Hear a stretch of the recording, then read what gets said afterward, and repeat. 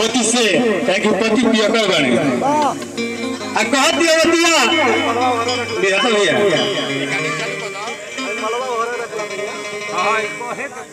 hello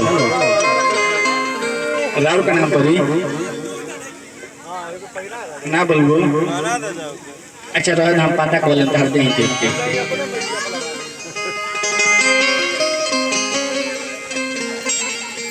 call गइल बा कि आगे से बोला जनिया आगे से जाना कि पकला पसोरा जनी पकला पोछरा कि बाली के मोटरी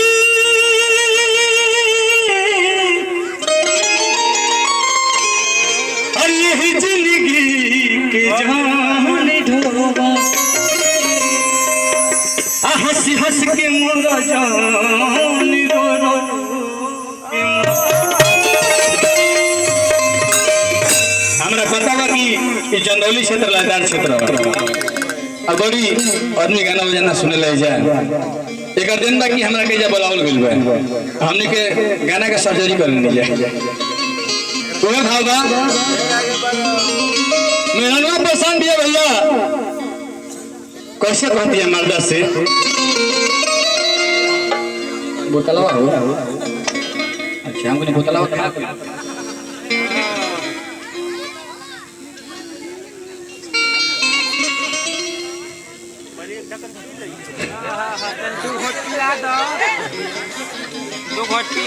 दोनों जनी तो पेट ढक ले बाबू जी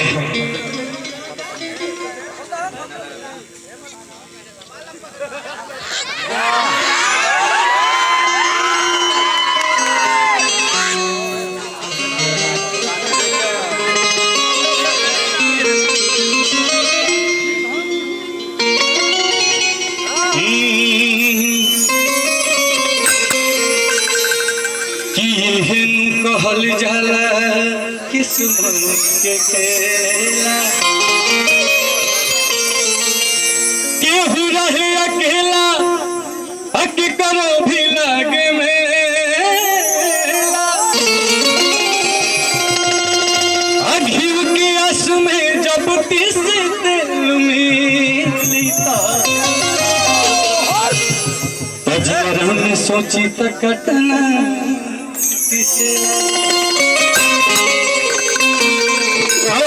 कैसे भैया कि घर ही में मजा ले लो अरे राजा पियर बार के हो सैया पियर बार के के दारू पियल हाथ उठाओ राजाई में कभी कोई उठा दे पता चल जाई हाँ घर ही में मजा ले लो राजा पियल बार के और सैया पियर हाँ ये थोड़े के बार ये पूछे के भाई ये पूछी मतलब ब्यास नहीं तो लील गणास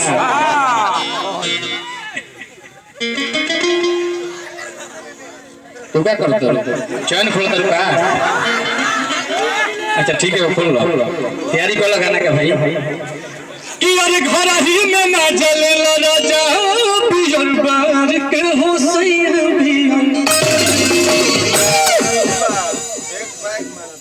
कि अरे पिया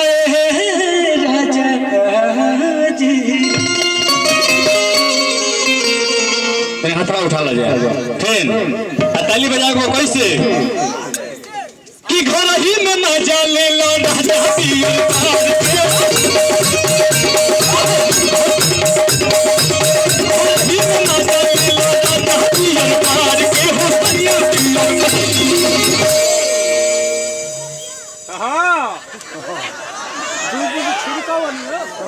छिड़क दे पानी नींद टूट जाई यहाँ पर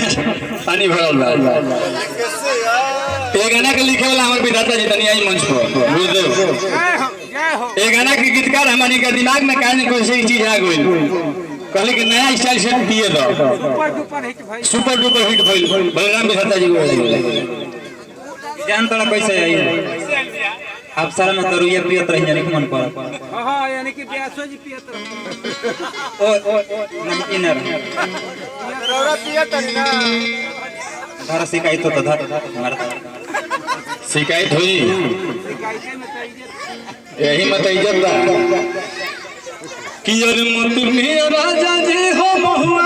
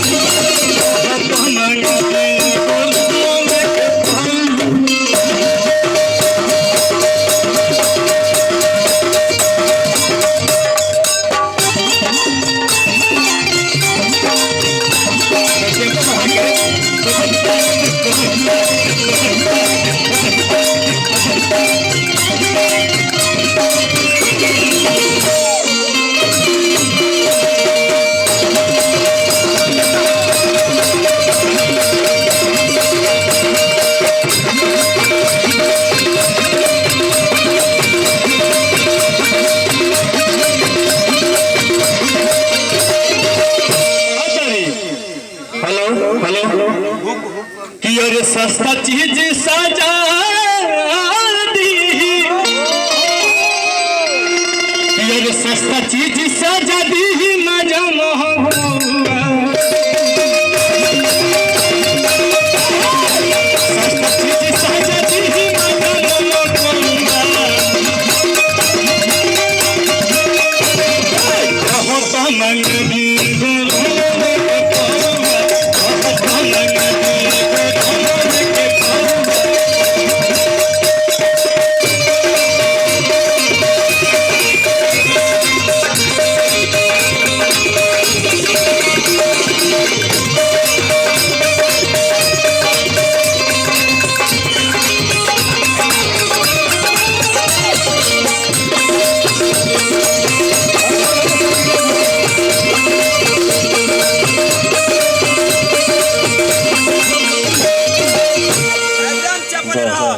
चपाइल बा ढेर चपला बा फाटी हो जाला ऐसे ढेर नहीं के चपल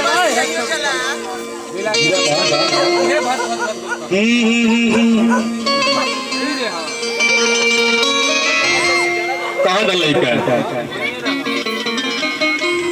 एगो हमारे सर के साथ में बोले रहनी कि यार तू शीशा के घर में शीशे के घर में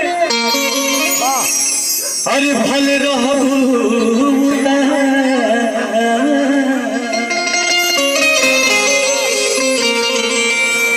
अरे दिल से बोलब तहरा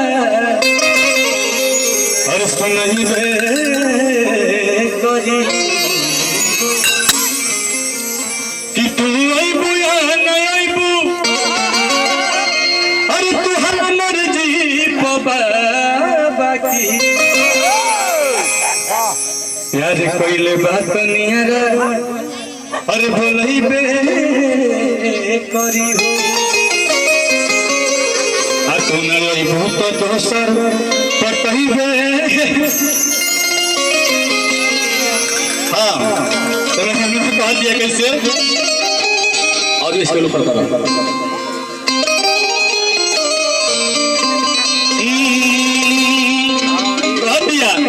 संजय भैया केने उजल बनी हमारे यार को बता नहीं सही खाली अल्लाह कह दे मैं रनी में किले नदी कहा जाता दारू पिए भरवी में घर व्यवस्था कर तो नहीं आवत ना कि यार घर ही में माचा ले ला राजा बियर बार के हो सैया बियर बार कि यार पिया ए बुलू डरे सवाली भाई खतरा है कहीं पास हो जाए एकरा में छेके में काम रखी बाकी कहलस कैसे होती है कि अरे पिया राजा जी कि पिया ये बोलमुआ ठोड़ी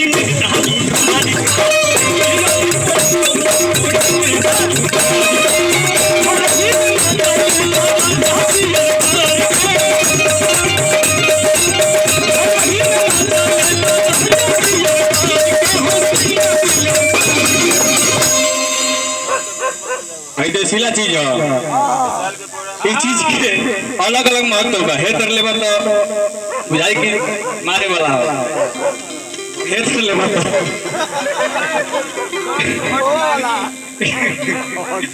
कि अरे पिया करे जाऊ तनी सा तनी का काला इतनी स्प्रिंग में खोला ना और तनी लौका वाला लौकाओ लौक नहीं रहा है कि रूपवा के गगरी सगरी जनी छलका कि ओठ से लिपस्टिक न ऐसे चुआ हाल से आगे वाला कपड़ा हटावा तने हटाओ मजा नहीं खेवा कि अरे पिया राजा जी ताली बजे की चाहिए कि पिया ये पदी चलू थोड़ी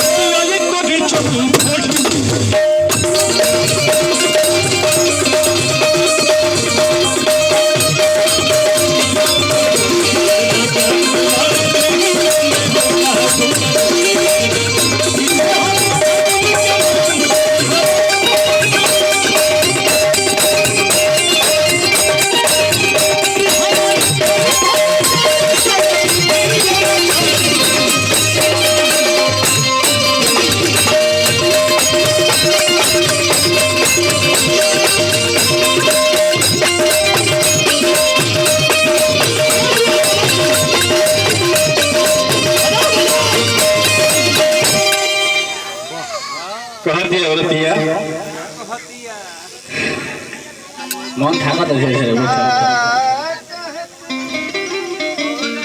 अरे कहतिया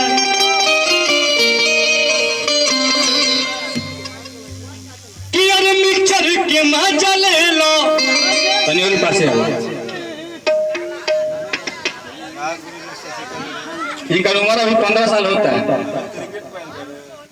ढेर मार तो होता है कि अरे मिक्सर के मजा ले लो तनी एक बार तने बताओ भी हल्का सा पियर का नाइट शो चालू हुई हां अब ठीक है कि अरे मिक्सर के मजा ले लो अरे दर्द धर को चिके अच्छा तो खला ली हमर चिकना समझ के कि मिक्सर के मजा ले लो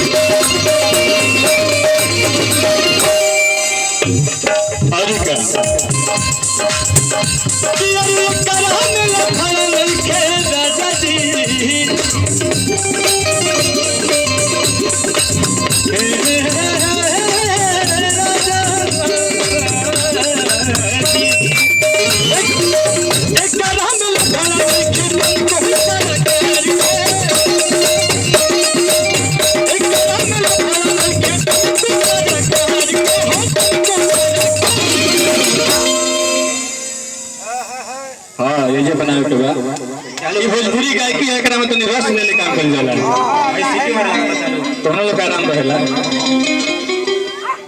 कि अरे पिया सैया जी बाह जा रहे तो जरा पला में के बुखार दिए बुका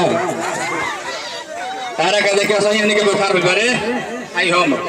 लांग जाए तो लांग जाए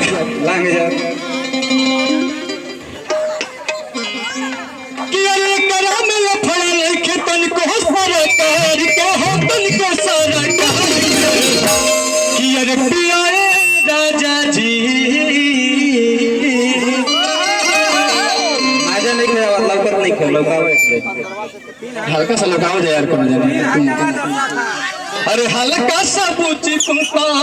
अपन दिखावा देख लो लड़का न तो बुलू वाली कपड़ा हटावा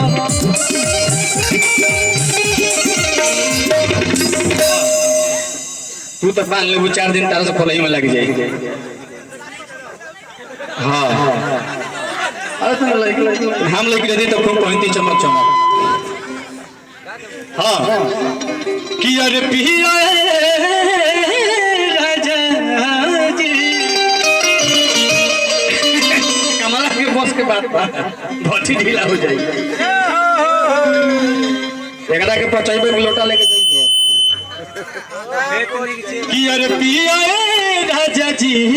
कि पिया जी कभी चढ़ू ढोढ़ी में जाऊं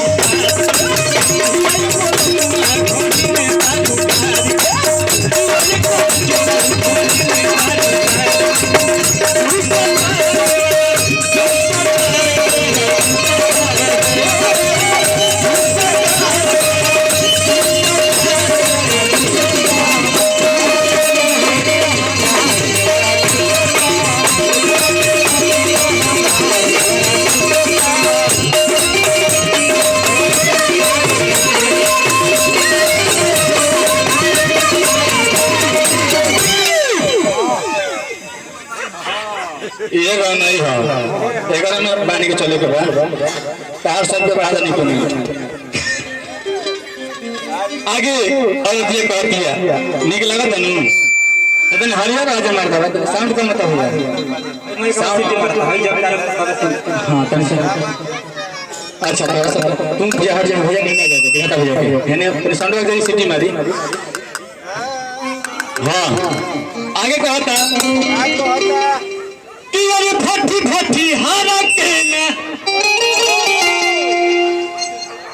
अरे फटी फटी हारा के ना अरे करी हा भरोसा अल्लाह ही खोटा रजबू दोनों समोसा कि फटी फटी हारा के ना करी हा भरोसा अल्लाह ही खोटा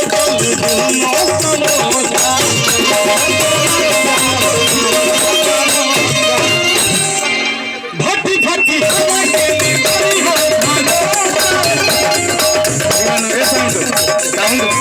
लाउड स्पीकर सही बात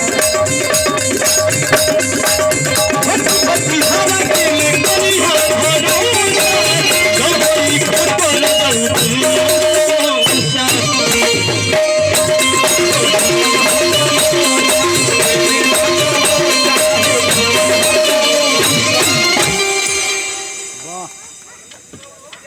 ध्यान दे देते नहीं खोलिए तो ध्यान दे अब खोलिए हम कहना ध्यान दी इनको ठीक है पारदर्शी भाई को तार लिखे दिखाई दे यार घिच सिगरेट मुड़ी लहांगा में गाड़ के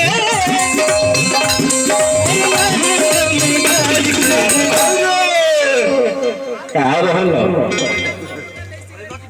हाँ दामा तो पकड़ लिए बाकी रामा तो फिट हो जाई कि अरे घिचा सिगरेट मुड़ी लहांगा में अरे गाड़ के लहांगा में दे छूलो मुंह के बड़ी बाछी ना छुए के पड़ी कहा तरह कहते हैं इनका छोला मुँह तो मेरे पाछी ना छोड़ इलांगा के धोना दोष है बोला गाना होगी भाई अरे घिचा सिगरेट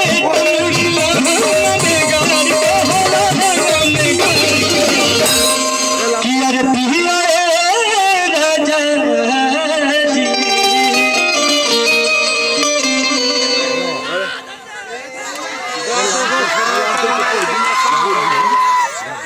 गौजा में 1200 लड़का है मैं स्कूल में पढ़ाई कर सकी ना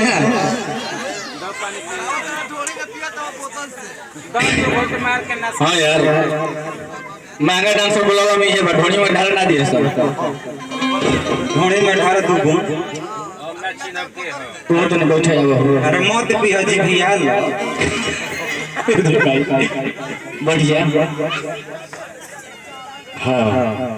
कहाँ रहे डेरा पर यहाँ के डेरा पर जाए के पड़ी डेरा बजाए को पड़ी कि अरे घिचा सिगरेट मुड़ी अरे लहंगा में गार के लहंगा में गार कि अरे तार नाम का शीतल काजल नाम है को तारो नाम तो काजल है अच्छा माही हो हाँ माही अभी चाहिए आ काजल है माजल कि अरे पिया काजल जी कि अरे पिया को भी जरू थोड़ी से दारू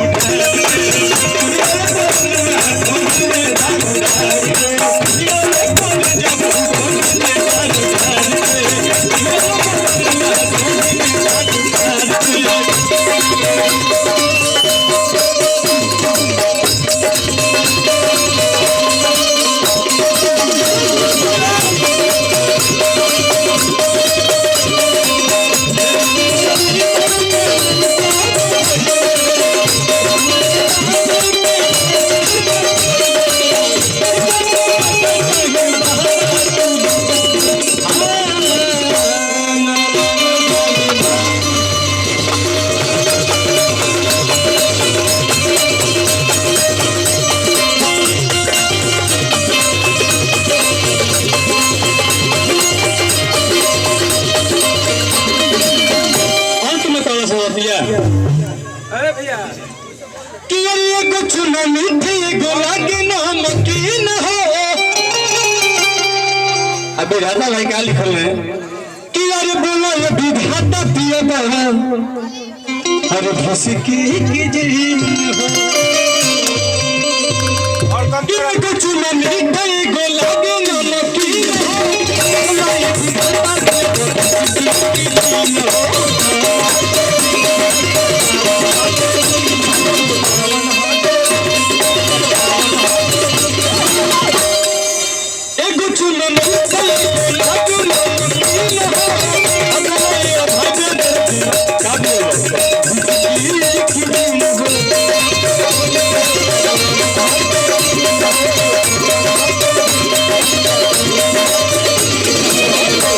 बाद नेक्स्ट कलाकार है वो लेडीज गायिका तो बाद फिर हम आए सबके सेवा में बाकी कहत नहीं लास्ट में का कि अरे पीला नील कमल अरे जाम आँखी से उतार के कि अरे पीला नील कमल जाम आँखी से उतार के